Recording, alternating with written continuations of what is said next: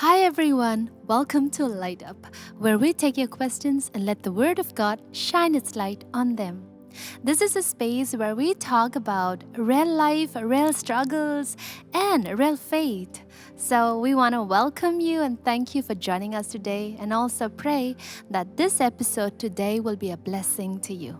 So without further ado, let's get into this week's question. And to answer this, we have our dear Ansu Chechi with us. Thank you so much, Ansu Chechi, for joining us. It's such a joy and a pleasure, Esther. Thank you. So today's question is, as a believer, how can I establish and maintain healthy boundaries with others without being offensive? That's a very relevant question, Esther, because that is something that we all struggle with, but we don't admit very openly that we struggle with it. Yes. I just like to explain the term boundaries because for most of us it means different things. And so boundaries are limits that we set for ourselves in order to keep our mental and emotional peace. Boundaries are not restrictions, or they are not a bunch of rules how most people often think, right? But they are meant to protect us. They are like guardrails or fence posts which are meant to protect us. Those are what boundaries are. So if I were to give you a word picture, right? Imagine a home without doors or windows. Anybody is free to walk in, right? But imagine a home with doors and with windows where people are still, they feel free to come into the home. They're still welcome to come into the home. And if I were to give an example of a boundary, say a time boundary, what would a time boundary look like? Say that maybe you're a student, or maybe you are somebody who works from home. And we all know that when we sit down to study, right, suddenly we have our phones with us, and phones have so many notifications inside of them. And suddenly there is a WhatsApp notification. And that WhatsApp notification, your friend is reaching out to you and say, come join this game. Let's play quick. Just 5 minutes it's going to take. And before we know it, we've already taken our phone and we've gotten into the game and we've played the game. And 5 minutes somehow becomes 1 hour. But in such a case scenario, what would a time boundary look like? Or how can I establish a clear boundary there? If I had only replied saying, hey, I'll join you after I finish my 1 hour of work. I'll join you right after that. That's what a boundary looks like. And it's okay to have a boundary. And so one of the things that I've noticed very often in Christian circles is with regards to time boundary, because we're talking about time boundary, is that sometimes we feel very overwhelmed with all of the work that we have, but we don't know how to say a clear no when somebody asks us if we are able to do a particular task. And so what we tend to do is we tend to overstretch ourselves and we tend to say yes for everything. And that is not a very good thing. But instead of that, if we can have a very clear boundary there, that would really help. So, Chechi, I remember myself.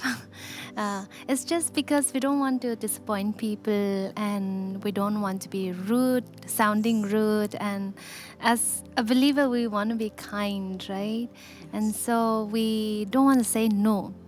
But I felt after listening to you that boundaries are actually guarding us. That means it should be okay to say no when we have to say no, and create that space for us. And that's what you mean. So when you talk about that illustration, I love that illustration about that house. When we have a door, when we open that door, people can come in. Yes. But when we shut, people can't come in when the door is shut, right? Yes. But how do we communicate this in such a way that's not offensive? Because I'm concerned sometimes people may not understand us. Yes.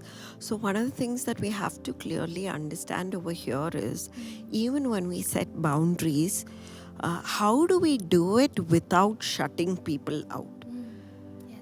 That should be genuine thing that we do, that we don't shut them out, or they shouldn't feel offended, right?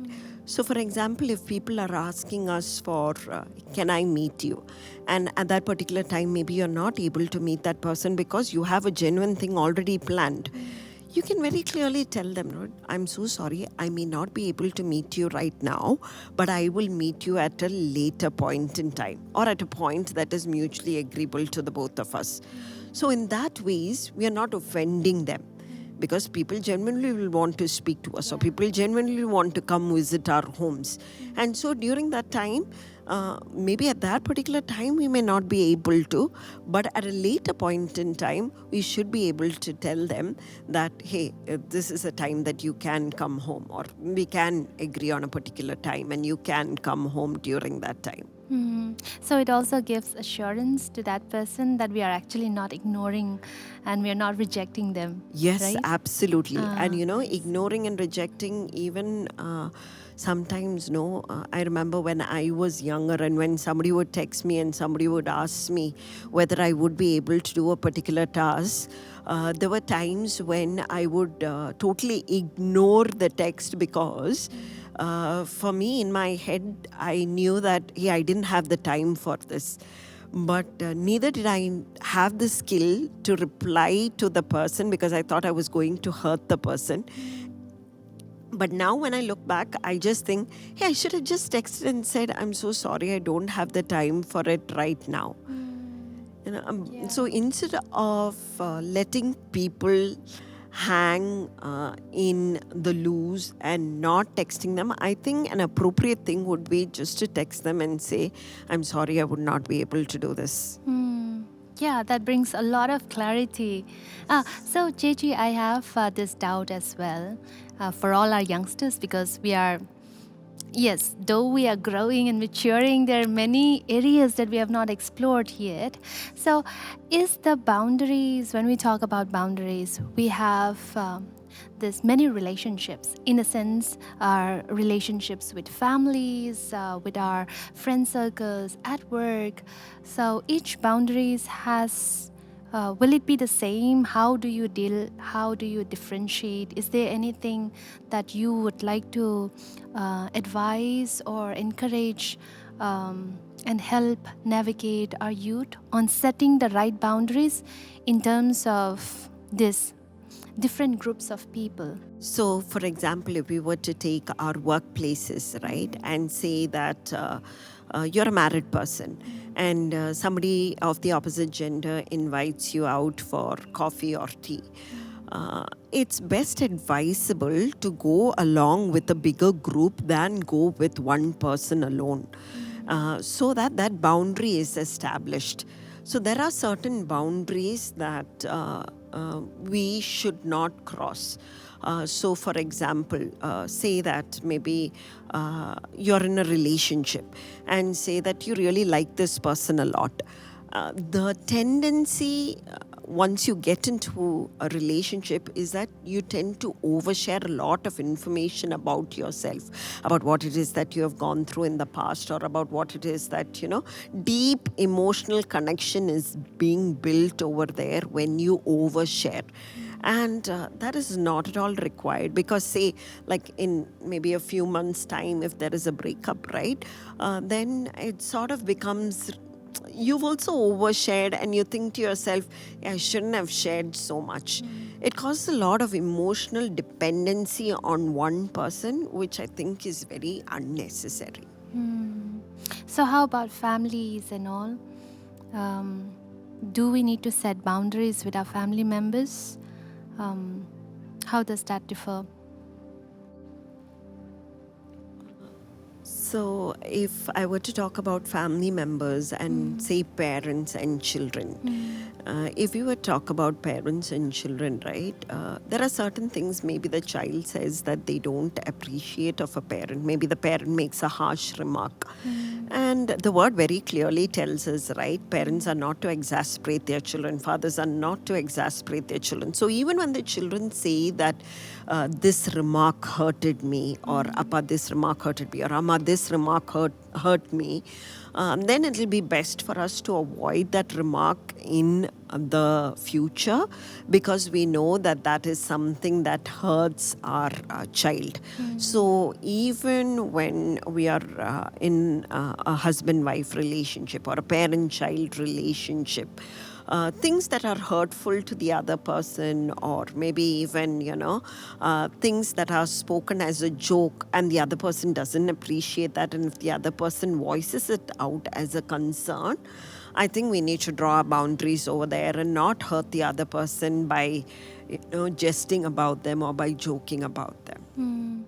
So, Chechi, if from this, can I take it in this way that anything that we receive from people, whether it's a comment or a remark or any even advices or a request, if it is not okay with you, it is all right to stand up and say, no, this is not all right. And that's what boundaries is about, setting things so that it does not hurt you and that relationship can be healthy. Yes. And so for the relationship to be healthy, right, we also need to know how to communicate our boundaries. Yeah, that one, yes. We need to know how to communicate our boundaries. Because if we read the word, Christ calls us to love one another deeply, right?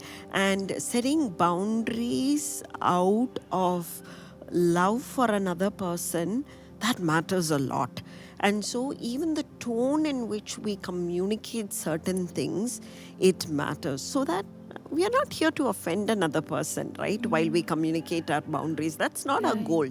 And so we also need to learn how to communicate those boundaries effectively so that people don't get hurt with our comments or with our the boundaries that we have set for ourselves. Absolutely. Thank you so much, Chechi. The greatest role model for us, our Lord Jesus Christ. Do you think he also set boundaries? Yes, he did, right? Yes. The passage of scriptures that I love the most about Jesus' nature is that he slipped away. He slipped away at certain points in time. Even when the crowds gathered, he took his disciples away. He slipped away early in the morning so that he could pray to the Father in heaven. Crowds made a demand of his time, but he was very careful in how he chose his time. And so Jesus' example itself shows us that there were clear boundaries that were established in terms of his time. Early in the morning, he did not allow for people to crowd his time, right? Early in the morning when, like how we speak of quiet times, right? When he had quiet times with the Father, that was something that he kept for himself. So we can very clearly see that Jesus did have boundaries. So before we wrap this up, is there any experiences that you want to share? Your real life experience that might help the youth? Yes. So I remember in my earlier years of ministry, when I was serving in kids service, VBS was that time of the year where a lot of work had to be done.